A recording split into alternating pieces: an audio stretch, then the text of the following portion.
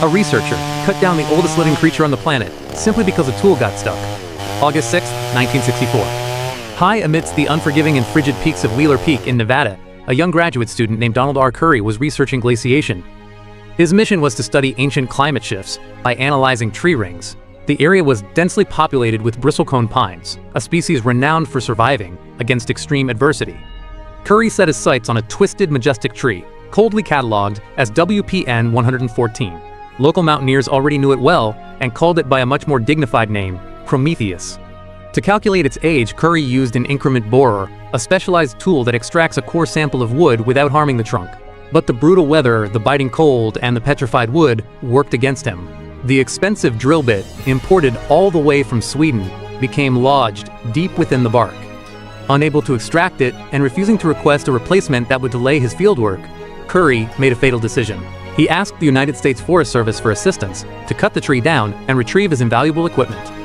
Rangers arrived wielding heavy chainsaws, completely oblivious to the irreversible tragedy they were about to commit. The deafening roar of the engine shattered the silence of a being that had stood tall for millennia. Prometheus fell. Its ancient wood was sliced into thick cross-sections to be analyzed beneath the lens of a microscope. And then, in the absolute isolation of his laboratory, the moment of truth arrived. Currey began to count the growth rings, one by one. 1,000, 2,000, 3,000. The numbers climbed, defying all scientific logic. The count surpassed 4,000 rings, shattering every world record for longevity ever recorded.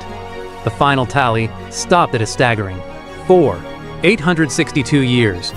Prometheus, in all likelihood, was over 5 millennia old. It had sprouted long before the pyramids of Egypt were even built.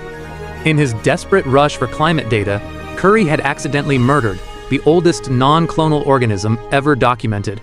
When the news finally leaked, it unleashed an unprecedented wave of international outrage and controversy.